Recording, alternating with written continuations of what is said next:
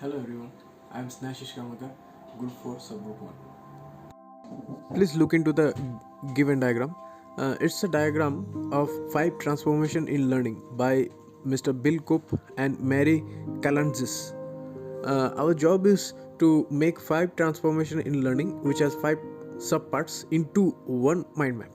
Now the first topic is the means of production of learning, second is forms of classification discourse, third is assessment of learning and literacies, fourth is social relationship of text and learning, and fifth is text of classroom, which are at least in this page in made into a single mind map.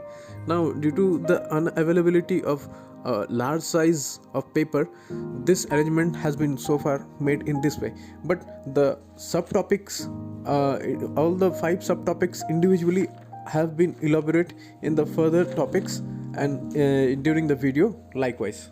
Please follow the video kindly. Now before we begin the video, a word of caution, or rather a footnote.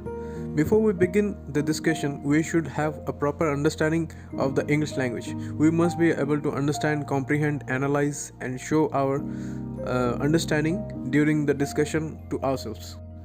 Our first topic is the means of production of meaning. As confusing it might sound, it discusses about the growth of education, what it can do and what it cannot do to the front of education so far. Now digital education so far is the best outcome of teacher-student learning relationship in the history of education. It is also the fact that this level of education is highly plausible and highly informative and highly learning in its own form. Almost all the developed countries have become developed for these sorts of technological advancement, one of which is digital education.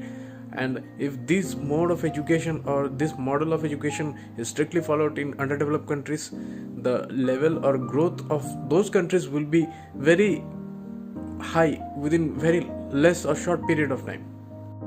The following mind map or block diagram shows digital learning or the parts of digital learning. Digital learning includes digital library, e-textbooks, teachers, students, e-classroom, which also conducts e-lectures and e-discussions. And this is the way how digital learning and its parts are shown in this diagram. Now, how we can reproduce these artifacts in these aspects of learning in a fruitful manner? What is the true purpose of this learning, and what are the key subparts or subparts of these learning aspects? First one is the nature of student, which is the means of production of meaning. Second is artifact of communication, where the classroom environment, class, teacher, students, desk, bench, etc. are included. Third is institutional artifacts, the kind of relationship that can be developed in socializing. The fourth is the text of the classroom, traditionally used. And the fifth is the artifact of assessment, the face-to-face assessment done in presence of teacher is quite valuable and also praiseworthy, which cannot be done on electronic digital learning or e-digital learning. When children go to the school in the very primary stage, we have seen the traditional schooling. In traditional schooling, there are basically 3 parts: reading, writing and arithmetic. 1 hour or so given to every part of learning education at an early age. But it has also been seen that children prefer writing on the wall because it's easier. On that note, to be honest, only a handful of book writers or educationists has done something that would be making the education part fun, or rather being boring.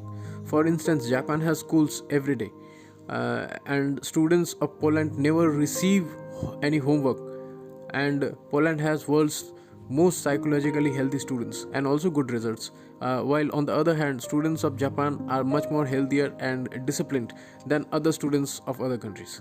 Germany has made education totally free from 2015 even to the foreigners. But one of the brighter side, we cannot expect from everyone to have the same level of attention and dedication. In other words, one who wants to do it will do it anyhow. If everyone in a healthy society wants to become a healthy man throughout life and ends up becoming a doctor, I mean everyone, well, then who would do all the other jobs in the society? And what salary will be given to the doctors if everyone is a doctor? A student of University of Illinois has made an app which has multimodal knowledge representation. In that representation, there are four primary aspects, which consist of math formula, list of things to be done, video demonstration, and Excel spreadsheet. Well, after doing the following mathematical formula and lists of things that we put into the formula after following the video demonstration, when we go to the Excel sheet, we get the result instantaneously. So this is the way how learning in digital library has become, or let's just say in an broader aspect or much more particular aspect, if this app or similar apps are used in research work, how much it will be helpful in next upcoming generation of scientific learning, or rather learning itself. In e-classroom, there is another benefit which is not worth mentioning, but I would rather do it. There are students or a student who is a physical comedian, and we all live with an intention to see what he is up to. We expect everything to be funny from him or from them. We expect every new day to be with him a new humor. But in IRE method, which includes initiate, response, and evaluation, this is not quite possible, as the physical comedy cannot be observed. For example, a statement made by one of the students in a class: Rudik was the mother of Russia. A comment made by a student. I think sir can relate to it. Another example, when a student was arguing how culling of animals must be organized and systematic in the class of communication, while in the next class he claims to have consumed 1 kilogram of chicken alone to himself the day before. Well, on a footnote to the understanding of above information, an average brain can hold 3 to 4 things at a time. It can hold 7-digit numbers reliably. An adult's vocabulary consists of 30,000 words at a time. Well, these facts are both amazing and also an eye-opener, as it shows the limitation of human brain. We are somehow supposed to forget most of the things in daily life and build up new memories in its place. But it might not happen sometimes. Do you know when? Well, scientists call it aha moments. The aha moments are the moments when the brain begins to realize or discover or invent something new, and it creates a spark of scintillation of neural electric circuit disperse of electrons in the brain itself, which creates deep-rooted learning and memory. During these moments or situations, the brain finds out something new, or rather discovers something new out of the ordinary. Every scientist has had at least once in their lifetime this sort of moments. To be specific, these moments make deep-rooted memories which are very difficult to forget. Moreover, if the understanding of the process of education becomes more boring and tiring than the process of education itself, then it will be very clogging in the process of learning. It will there is a saying, too many cooks spoil the broth. Likewise, too many educationists trying to understand the process of understanding of education rather than not being able to understand the actual fact. The target age group of students are active teens who have whole lot of hormones flowing through the veins. These hormones are bound to make them restless. But there is a trick to it, which is to make the learning fun, to make fun every moment of the learning overwhelming and leave a deep impact on the young minds in such a way that no matter how it will be memorable to them. An element of fun should always be present in the persona of the teacher, which would be very fun loving and well understanding as well. Hello friends, myself Ashish. Now I am going to explain about the forms of classroom discourse. So, what is classroom discourse? It is a discussion between a student and teacher. In this, the teacher gives a topic and student tells his views about that topic to the teacher, and all students do the same. And on this, the teacher gives his advice and corrects the students. So, let's see a video and see how a classroom should be.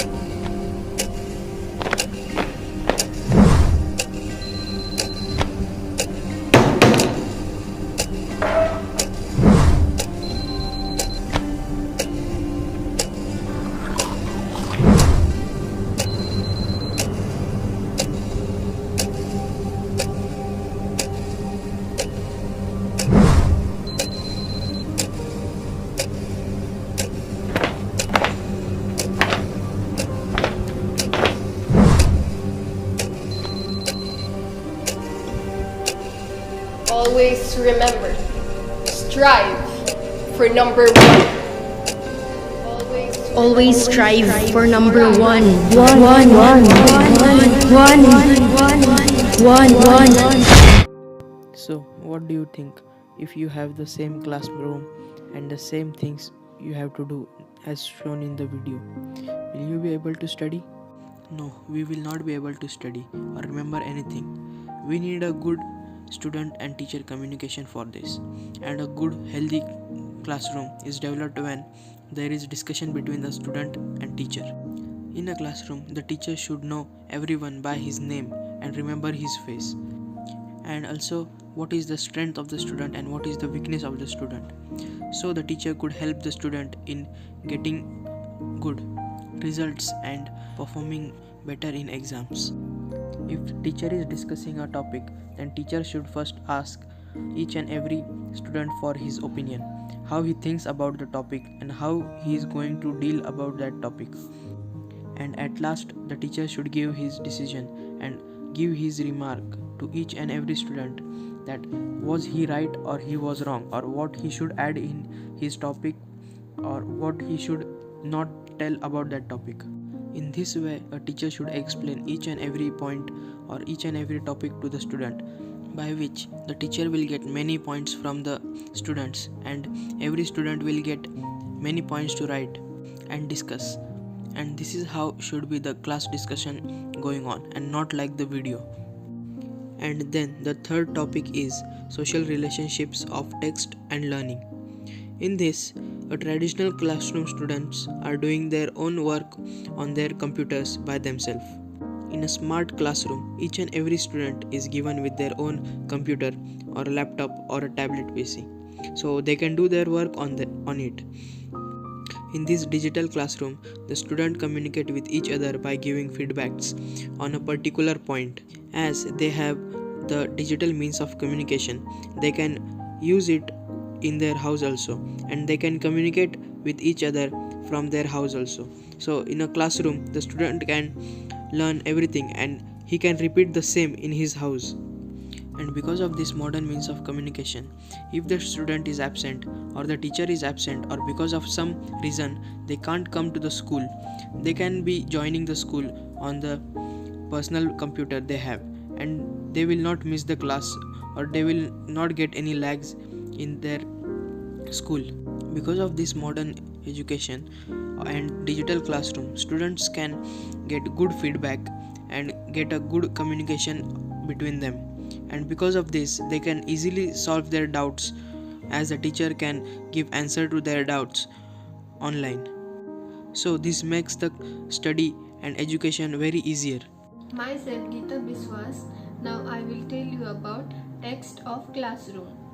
In traditional classroom, as we study from textbook, it is boring for some students to study, as in a textbook there is only letters, words and boring pictures. So discourse allow us to understand a particular topic in a more realistic way. As I have said, in a classroom we learn about everything like planets, human life and nature with the help of textbook. So textbook are boring, as we know in maths textbook there are only problems which are boring for some students. But in digital learning, as for more interest for learning, the teacher puts some audios, videos or some pictures which is easy to understand for a student. Thus, teacher also gives some work to do for students. So here the creativity of a person increases and also diversity also produces. As we know, every child is different with different thinking. In digital classroom, the teacher has to go throughout the textbook and make their own notes or information and provide to the student to understand better. Now I will tell you about assessment of learning and literacies. In this picture we can see that it is a traditional classroom, as in some schools while giving exam the students' face is covered by two large papers on right and left side. Thus here it is individual thinking and not sharing, and they are not allowed to copy each other. In schools, there are disturbing experiences like while giving a test, some students don't remember the answer and feel bad about it. Thus, assessment is embedded everywhere. But in digital classroom, as it is taught very good that the students remember everything and he can put his views in good manner, and he will have good experience about test and he will not forget a topic. So this is how the digital education helps the students nowadays.